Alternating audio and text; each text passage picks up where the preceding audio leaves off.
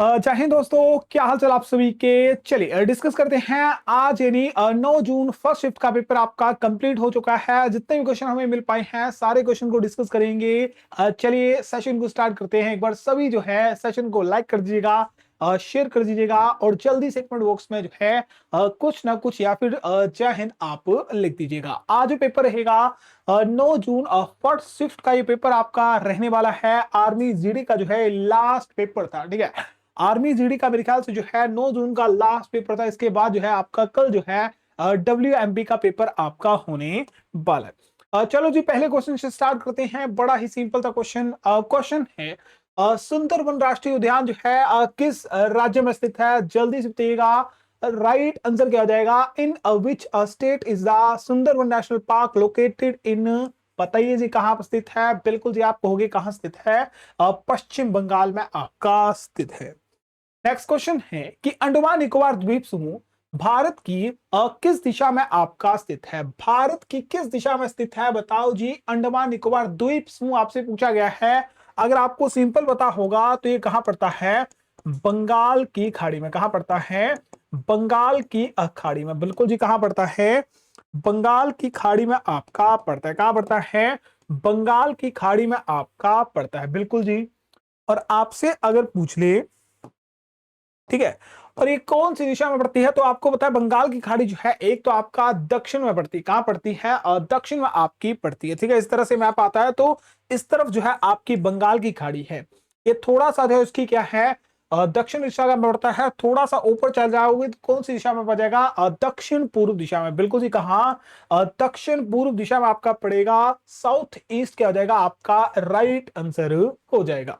चलिए next question सुनिए। Question imported है और ये आगे क्वेश्चन पूछा जाएगा। भारतीय संविधान में मौलिक कर्तव्य किस भाग में आपके परिणित है। यहां भाग पूछा गया है। आर्टिकल पूछा तो आप कहते आर्टिकल 51A। किसके बारे में जानकारी देते हैं। मौलिक कर्तव्यों की जानकारी देते हैं। मौलिक कर्तव्यों की संख्या कितनी है। जब मूल संविधान या फिर इन्हें ऐड करा गया था इनकी संख्या कितनी थी। 10 थी। और वर्तमान में इनकी संख्या कितनी है। 11 है। मेरा क्वेश्चन आपसे है और एग्जाम में पूछता भी है जो 11वां मौलिक कर्तव्य है इसे कौन से वर्ष और कौन से संविधान संशोधन द्वारा जोड़ा गया था। आप सभी जो है इसका राइट आंसर जो है कमेंट बॉक्स में बताइएगा। और बिल्कुल इसका राइट आंसर क्या हो जाएगा। मौलिक कर्तव्यों की जानकारी जो है हमें भाग 4A में देखने मिलती है। पार्ट 5A में देखने को मिलती है। भाग 3 की बात करें मौलिक अधिकार आपको क्या देखने को मिलती है। मौलिक अधिकार या फंडामेंटल राइट्स आपको देखने को मिलते हैं। भाग 4 की बात करें DSPS, ठीक है, नहीं DPSP, ठीक है। DPSP होगा ना, मेरे तो वही भाई भूल ही जाता है ये भी। DPSP directive principle of the state policy. बिल्कुल जी क्या राज्य के नीति निर्देशक सिद्धांत जो है आपको कहां देखने मिलते हैं। भाग 4 में देखने मिलते हैं। भाग 5 आप बताइएगा इसमें जो है किसकी जानकारी आपको देखने को मिलती है।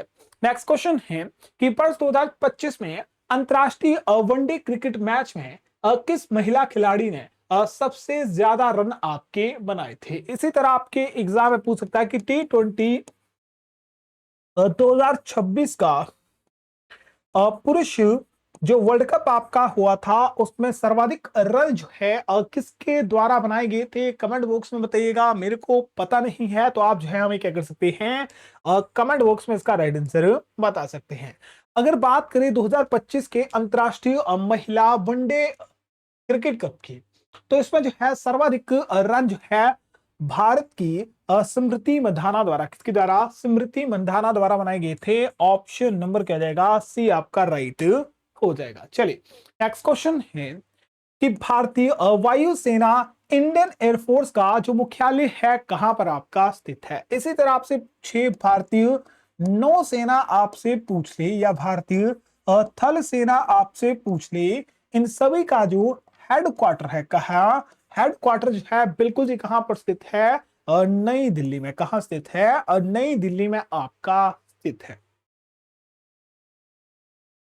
नेक्स्ट क्वेश्चन है मुंबई में भारतीय नौसेना की कौन सी कमांड का मुख्यालय आपका स्थित है। विच command of the Indian navy is headquarter in Mumbai. बताओ जी। देखो भारतीय नौसेना की बात करें तो टोटल कितनी कमांड है इसकी? टोटल 3 कमांड है। कितनी कमांड है? 3 कमांड है। पूर्वी कमांड, पश्चिमी कमांड, दक्षिणी कमांड आपकी हो जाएगी। ठीक है। सबसे पहले बात करें मुंबई में आपकी कौन सी कमांड स्थित है? बिल्कुल जी, कौन सी हो जाएगी? पश्चिमी नौसेना कमांड आपकी हो जाएगी। कौन सी हो जाएगी? पश्चिमी नौसेना कमांड आपकी हो जाएगी। पूर्वी नौसेना कमांड आपसे पूछे तो विशाखापट्टनम कहां हो जाएगी? विशाखापट्टनम आपकी हो जाएगी। क्या हो जाएगी? विशाखापट्टनम आपकी हो जाएगी। दक्षिणी कमांड आपसे पूछे तो दक्षिणी कमांड जो है आपकी कहां पर हो जाएगी? कोची में। कहां हो जाएगी? कोची में आपकी हो जाएगी। कहां हो जाएगी? कोची में आपकी हो जाएगी। बिल्कुल। चलो फिर क्वेश्चन है कि वर्ष 1857 की क्रांति के बाद है भारत की सत्ता ईस्ट इंडिया कंपनी से किसके पास चली गई थी? ये क्वेश्चन है 2 या 3 शिफ्ट पहले ही क्वेश्चन पूछा गया था। मैंने क्वेश्चन कहा भी था, बहुत सारे क्वेश्चन जो है आगे जाके जो है आपकी रिपीट होंगे अगर आप जो है, ठीक है। और सिंपल सा एक फंडा है आर्मी में, अगर आपको 30+ क्वेश्चन सही करने हैं और आपकी तैयारी नहीं है तो आप जो है पिछले 5-6 सालों के पेपर भाई रगड़ लो, तो इनसे जो है लगभग आपकी सिलेक्शन जो है मैं ले सकता हूं कि 30+ क्वेश्चन आप बड़ी आराम से कर सकती हो।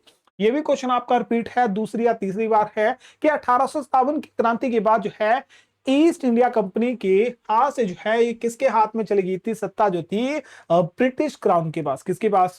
ब्रिटिश क्राउन या फिर ब्रिटिश राजशाही पर आपकी चली गई थी।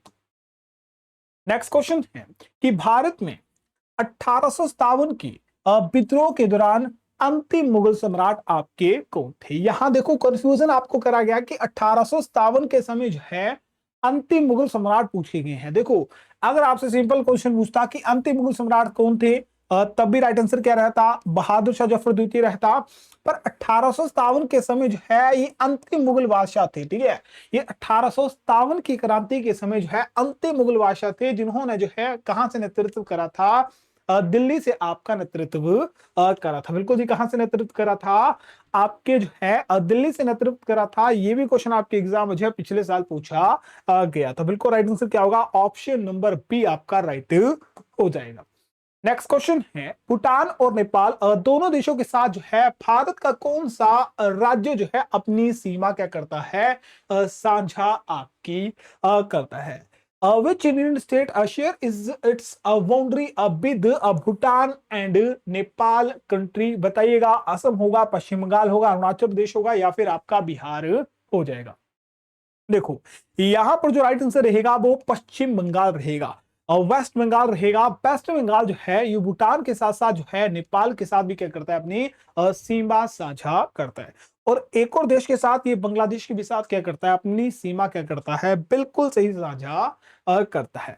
अब ये क्वेश्चन थोड़ा सा अजीब था, अगर नहीं करा कोई बात नहीं, कर लिया है और तुक्का लग चुका है तब भी आपका राइट है। निम्नलिखित में से वीडियो क्या VDO ब्लॉक विकास अधिकारी का जो संबंध है किसके साथ होता है? ग्राम पंचायत, जिला परिषद, पंचायत समिति या फिर आपके नगर निगम? बताओ जी जल्दी से, राइट आंसर क्या हो जाएगा? चलिए जल्दी से राइट आंसर बताइए। देखो, जो आपके वीडियो जो होते हैं ये स्पेशली ग्राम विकास से संबंधित होते हैं, पंचायती राज व्यवस्था से संबंधित होते हैं, जिला प्रशासन से आपके संबंधित होते हैं। ठीक है जी। पर यहाँ ऑप्शन आपको जो है या तो पंचायती राज देखने को मिलेगा होगा या फिर आपको जो है पंचायती समिति ऑप्शन में देखने को मिलेगा। ऑप्शन नंबर सी तो यहां से कर लेंगे सही, पर आपके ऑप्शन में जो है या तो पंचायती समिति पूछा गया था या तो आपके पंचायती राज ऑप्शन में दिया गया था। चलो जी, जीव जो होते हैं जनन क्यों करते हैं? बताओ जी, जीव जो होते हैं जनन क्यों करते हैं? ये जनन प्रक्रिया जो होती थी पहले आपकी हुआ करती थी, अब तो जो है मजे के चक्कर में जो है आपका करा जाता है। जीव स्पेशली जनन प्रक्रिया जो करता है ये किसके लिए करता है? वंश वृद्धि या फिर प्रजाति के अस्तित्व को बनाए रखने हेतु करता है। ऑप्शन नंबर बी क्या जाएगा? बिल्कुल राइट आंसर आपका हो जाएगा। नेक्स्ट क्वेश्चन है कि सर्वाधिक फाइबर निम्नलिखित में से किस में पाया जाता है? यहां से जो है which of the following contain the highest amount of fibre यहां ऑप्शन में जो है अगर आपको फल दिए गए थे, ठीक है, अगर फल दिए गए थे, फल जो होते हैं हाई फाइबर के एक अच्छे सोर्स होते हैं। अगर ऑप्शन में फल नहीं थे या फ्रूट नहीं थे तो हरी सब्जियां, बिल्कुल जी क्या आती हैं, हरी सब्जियां जो है एक अच्छा सोर्स होती है। किसका अच्छा सोर्स होती है? आप कहोगे फाइबर यानी रेशे के अच्छा सोर्स होती है। नेक्स्ट क्वेश्चन है कि डॉक्टर लेंस या फिर चश्मा पहनने की सलाह क्यों देते हैं? बताओ जी। डॉक्टर जो होते हैं ये चश्मा पहनने की सलाह जो है सभी को क्यों देते हैं? क्योंकि डॉक्टर क्या करते हैं भाई साहब, दृष्टि सुधारने के लिए सलाह दी जाती है और अच्छी दृष्टि के लिए। अगर आप जो है चश्मा नहीं पहनोगे, अगर आपको जो है दूर की वस्तु नहीं दिखाई देती, तो आपके जो क्या होता है भाई, आंख जो होती है वो क्या हो जाती है, और खराब आपकी होने लग जाती है, या इसकी हेल्थ जो है और खराब आपकी होना शुरू हो जाती है। चलो जी। एक स्वस्थ व्यक्ति मनुष्य के हृदय की धड़कन प्रति मिनट सामान्यता कितनी आपकी होती है? बताओ जी। एक वयस्क मनुष्य की पूछी गई है जो हृदय धड़कन होती है, हार्ट बीट जो होती है, ठीक है, हार्ट बीट कह सकते हैं, हार्ट रेट कह सकते हैं, पर मिनट कितनी आपकी होती है? तो एक मिनट में वो कितनी बार धड़कता है? लगभग 72 बार। ठीक है, नहीं कितनी बार? लगभग 72 बार धड़कता है। ऑप्शन में 72 नहीं था तो आप क्या कर सकते थे? 70 से 80 या 70 से 75 के बीच आपका होता है। बिल्कुल जी, कितना होता है? 70 से 75 होता है। तो ऑप्शन नंबर क्या हो जाता? ऑप्शन नंबर भी जो है आपका क्या हो जाता? राइट आंसर आपका हो जाता। नेक्स्ट क्वेश्चन है पेय पदार्थ या वस्तुएं क्या कहलाती हैं जिनके आर या आर पार आसानी से देखा जा सकता है? ऐसी वस्तुएं जिनके आर या पार देखा जा सकता है उन्हें क्या कहते हैं? ट्रांसपेरेंट। क्या कहते हैं? ट्रांसपेरेंट वस्तुएं कहते हैं, जिसके एग्जांपल आपके लेंस हो गए, ठीक है, ग्लास हो गए, ठीक है, ये लेंस है, आपको आर पार दिख रहा है, बिल्कुल जी दिख रहा है। तो ये क्या होते हैं? इन्हें पारदर्शी, इन्हें क्या कहा जाता है? अपारदर्शी कहा जाता है। इनके एग्जाम्पल जैसे कांच हो गया, लेंस हो गया, इनके क्या होते हैं? एग्जाम्पल आपके होते हैं।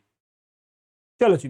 क्वेश्चन है अम्ल और क्षार की जो पहचान के लिए इसको नीला या फिर लाल कर दिया जाता है। यहां क्वेश्चन पूछा गया है, अगर आपको किसी चीज का पता लगाना हो वो अम्लीय है या फिर अक्षारीय है, क्या है, अम्लीय है या फिर क्षारीय है, इसका पता जो है हम किस पर आपका लगाते हैं? बताओ जी, किस पर लगाया जाता है? किसी भी वस्तु का अम्ल या क्षार होने की जो पहचान होती है, बिल्कुल जी किस पर आधारित होती है? लिटमस पेपर पर। किस पर? लिटमस पेपर पर आधारित आपकी होती है। नेक्स्ट क्वेश्चन आपके सामने, ग्रास नली में भोजन निगलने में दिक्कत क्यों आपकी आती है? बताओ जी। जो ग्रास नली होती है, अगर आप जो है भोजन निगल रहे हो तो ग्रास नली में जो है अगर आपको दिक्कत आती है तो आपको जो है क्या प्रॉब्लम हो सकती है?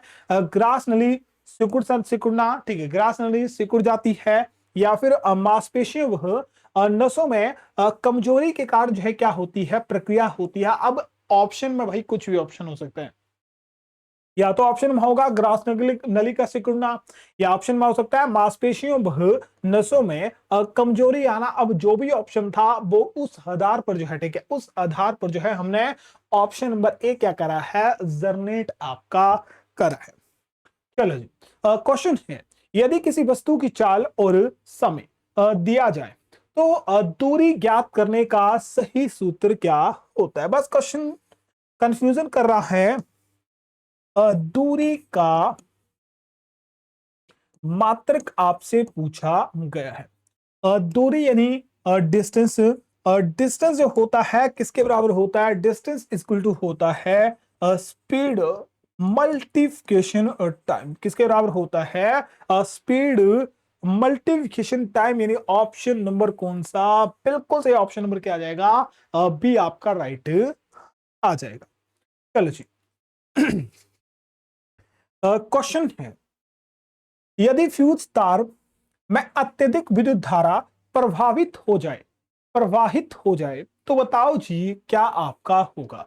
फ्यूज तार आपने देखा होगा, घर का जो फ्यूज होता है अगर उसमें जो है अत्यधिक विद्युत धारा प्रभावित हो जाए तो वो क्या जाता है, मेल्ट आपका हो जाता है। क्या होता है, मेल्ट आपका हो जाता है। बस यही क्या होता है, यही इसका कार्य होता है कि फ्यूज तार टूट जाता है या पिघल जाता है। ये क्या करता है, घर की जितनी भी वायरिंग होती है या फिर जो एमसीबी या जितने भी आपकी वायरिंग होती है घर की, उसको सुरक्षा प्रदान करता है। जब भी जो है अत्यधिक विद्युत धारा, इलेक्ट्रिक करंट का फ्लो जो है अधिक हो जाएगा तो क्या कर देती है, ये ज्वाइंट को तोड़ देती है और आगे पहुंचने नहीं देती है। नेक्स्ट क्वेश्चन है, निस्तारण विधि द्वारा किस प्रकार के मिश्रण को अलग किया जाता है। अब ये ऑप्शन पर डिपेंड करता है किस तरह से ऑप्शन आया था। यहां पर एग्जांपल दिया गया है कि निस्तारण विधि द्वारा मुख्य रूप से अघुलनशील ठोस और द्रव के मिश्रण विशेष करके निलंबन या दो आपस में ना मिलने वाले द्रव्यों, अमिश्रणीय द्रव्यों को अलग किया जाता है। अब ऑप्शन में क्या था, निलंबन ऑप्शन में था तभी ये कर सकते हैं, या फिर निलंबन ऑप्शन में नहीं था तो इसे जो है अम्लीय पदार्थ क्या कर सकते हैं, अम्लीय पदार्थ कर सकते हैं जो घुलते नहीं है। ठीक है, जो घुलते नहीं है उन्हें अम्लीय पदार्थ कहा जाता है। ऑप्शन नंबर बी क्या जाएगा यहां से राइट आपका हो सकता है। और निस्तारण विधि आपके एग्जाम में जो है आगे पूछी जा सकती है तो इसे भी क्या कर लीजिएगा, नोट आपका कर लीजिएगा। चलिए विस्फोट,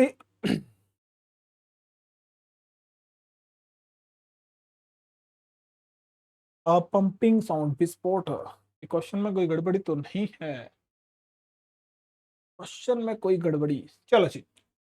विस्फोट मुख्य रूप से किन पदार्थों में होता है या किससे उत्पन्न आपका होता है। देखो विस्फोट जो होता है मुख्य रूप से जैसे आपके पटाखे हो गए, गैस द्वारा दवा बनाना, इन्हीं को क्या कहा जाता है, इन्हीं को जो है विस्फोट कहा जाता है। ये स्पेशली जो है गैसीय पदार्थ द्वारा होते हैं या फिर आपके जो है पटाखों द्वारा आपके होते हैं। अब ऑप्शन में आपको क्या आया था, ये क्वेश्चन जो है आपका डिपेंड करता है।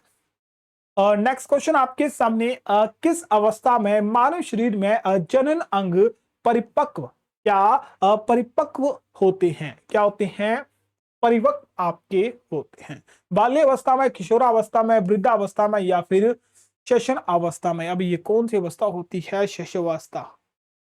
चलो जी बताओ कि मानव शरीर में जो जनन अंग आपके होते हैं परिपक्व आपके कब होते हैं, ठीक है, तैयार आपके कब होते हैं, ये जो होते हैं किशोरा अवस्था में। कब अवस्था में, किशोरा अवस्था में परिपक्व आपके होते हैं। नेक्स्ट क्वेश्चन है, मिट्टी का कटाव यानी मृदा अपरदन मुख्य रूप से किसके द्वारा रोका जा सकता है। मृदा अपरदन आपसे पूछा गया है, इसे जो है मुख्य रूप से कैसे रोका जा सकता है, तो आप कहोगे पेड़ लगाकर या वृक्षारोपण, क्या और वृक्षारोपण करके जो है हम क्या कर सकते हैं, मिट्टी के, ठीक है, मिट्टी के कटाव या फिर मृदा अपरदन को रोका जा सकता है। क्या कर सकता है, मृदा अपरदन को रोका जा सकता है। चलो जी देखो, यहां क्वेश्चन है 5/2 मल्टीप्लिकेशन 10⁴ माइनस 5। सबसे पहले तो आपका ये सॉल्व होगा 4, ठीक है, 3 ठीक है जी। 3 × 9, 3 × 9 और 9 आए कितने होते हैं, 81 आपके होते हैं। कितने होते हैं, 81 आपके होते हैं। 27 3 7 21 बिल्कुल जी, कितना आ जाएगा, 81 आ जाएगा। तो हो जाएगा 5 ठीक है, 2 + 81 - 5। तो 81 में आपको 2 प्लस करोगे कितना हो जाएगा, 83 हो जाएगा। और 5 से क्या करोगे, मल्टीप्लिकेशन आप कर दोगे और 5 माइनस कर दोगे। अगर 83 में आपने 5 मल्टीप्लिकेशन करा तो 5 × 15, 8 × 40 और 41, और इसमें से 5 माइनस कर दो कितना आ जाएगा, 410। कितना आ जाएगा, 410 आ जाएगा। तो ऑप्शन नंबर कौन सा, बिल्कुल जो ऑप्शन नंबर क्या हो जाएगा, ए राइट हो जाएगा। चलो जी इस क्वेश्चन को सॉल्व करो। क्वेश्चन है 15 - 1/2 मल्टीप्लिकेशन √7.5 प्लस 4.5 वटा या भाग आपके क्या है, 2 है। सबसे पहले तो आपकी ब्रैकेट सॉल्व होगी 7.5, 4.501, 7 और 5 कितने होते हैं 12, 7 और 5 कितने 12, यानी इस पूरे को सॉल्व करा आपके पास आया 12, 12/2, 15-1/2 और 2 से भाग करा कितना 6। अब 1/2 है, 6 से क्या हो रहा है डिवाइड होगा, 6 से काटो कितना आ जाएगा 3 आ जाएगा, तो 15 माइनस कितना, बताओ जी कितना होगा 15-3, और 15-3 करोगे कितना आएगा 12 आपके पास, बिल्कुल जी कितना आ जाएगा 12 आपके पास आ जाएगा। अनिल ने गणित में, देखो अनिल ने गणित में 80 अंक और विज्ञान में 60 अंक प्राप्त किए। यदि अगणित के अंक का भार विज्ञान के अंक भार का 2 गुना है तो अनिल का भारित औसत कितना होगा, एक सेकंड। यदि गणित अंक का भार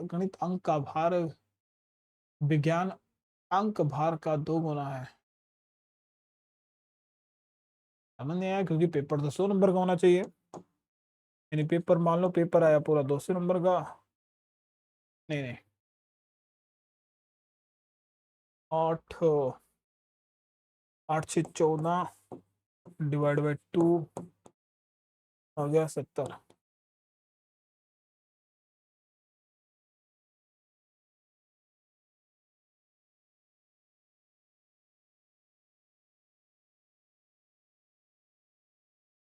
चलो जी, वैसे मेरे ख्याल से 170 आना चाहिए, ठीक है। यहाँ पर कोई कंफ्यूजन करा गया है तो आप जो है कमेंट बॉक्स में मुझे बता सकते हैं, ठीक है, कमेंट बॉक्स में बता दीजिएगा। क्वेश्चन मैंने सॉल्व नहीं करे हैं तो मैं जो है आपको एक्स्ट्रा कोई डिमांड या फोन नहीं करने वाला, ठीक है। देखो बोलता है कि 8 संख्या का जो योगफल है वो कितना है 96 है, तो एवरेज ज्ञात करनी है। टोटल योग कितने हैं 96 है, टोटल संख्या कितनी है 8 है, काट दो 8 एकम 8, एक कैरी 8 दूने 16 कितने 12, यानी 12 अठे कितने होते हैं 96 आपके होते हैं, तो 12 क्या जाएगा राइट आंसर आपका आ जाएगा। चलो जी, अब ये है एक्स वाई वाई जेड, आपको जो है एक्स वाई जेड का अनुपात ज्ञात करना है। अब इसे कैसे करेंगे सॉल्व, इसे उल्टा कर सकते हैं, इसे जो है x और y लिख सकते हैं, तो ये 3 और 4 हो जाएगा। इसे y और z ही रहने देते हैं, y और z हमारे पास पहले ही 5 और 4 है, अगर इनका अनुपात निकलते हैं बस तो 3 आएगा, x y y z, यानी 3 4 5 4, 5 3 15, 5 चुके 20, 4 चुके 16, भाई 15 20 और 16, हमारा तो ये आंसर आ रहा है, और ये होना ना ही चाहिए 15 20 16, इनसे कटेगा नहीं, नहीं होगा नहीं होगा नहीं होगा नहीं होगा। अब इसमें क्या करा गया है, एक सेकंड वाई 4 है, ठीक है, एक्स 3 है, यहाँ वाई 5 है, जेड 5,